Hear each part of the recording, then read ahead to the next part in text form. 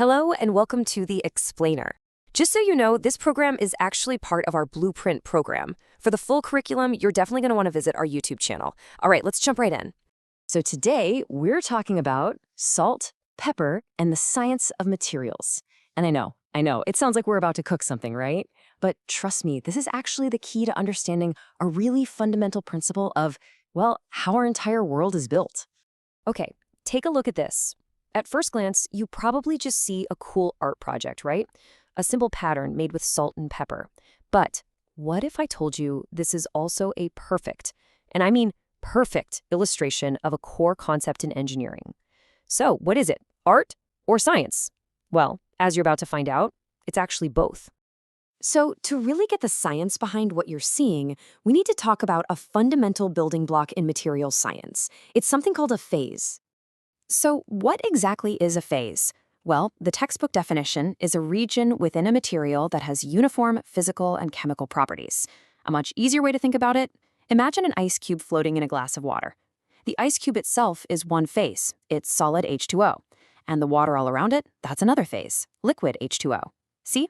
Same chemical makeup, but totally different physical properties. They are two distinct phases.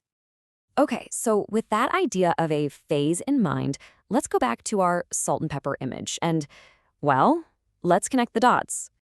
And this brings us right to the key question, doesn't it?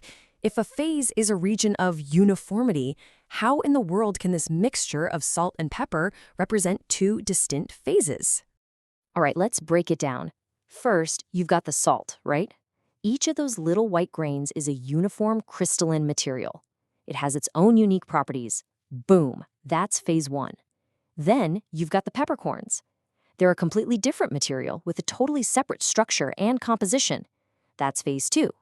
So here's the crucial part.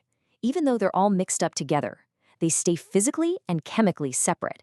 Each one holds on to its own distinct identity. So looking at it again, you can clearly see those two distinct regions. They're unique materials, just coexisting in the same space.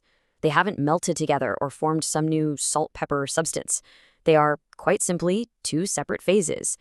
Hey, if you're finding this explainer valuable and things are starting to click, do me a quick favor, take a second to like it and subscribe to the channel. It honestly is the best way to support what we do, and it helps us bring you more deep dives just like this one. Okay, but here's where it gets really cool. This isn't just some fun thought experiment with stuff from your kitchen cabinet. This exact principle is the foundation of some serious, real-world, high-tech science. And believe it or not, this very idea of distinct phases coexisting inside a single material is what allows engineers to build our entire modern world.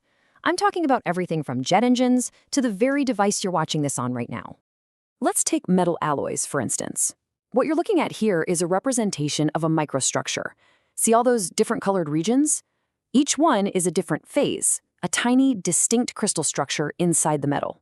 And by controlling how these phases form, engineers can literally mix and match properties.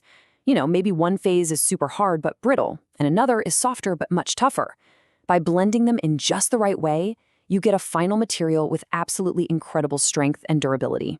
So, this all brings us to the big takeaway. Why does any of this matter? Why is understanding phases so important? Well, ultimately, it all comes down to one word: control. By understanding how these distinct phases form and how they interact with each other, we can literally engineer the materials of the future. Controlling the phases lets us precisely dictate a material's properties: how strong it is, how much it weighs, if it conducts electricity, how durable it is. Honestly, this is the very foundation of modern material science.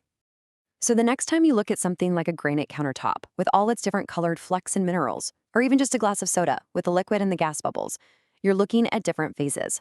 So the question I want to leave you with is this: now that you know what to look for, where else do you see separate phases hiding in plain sight?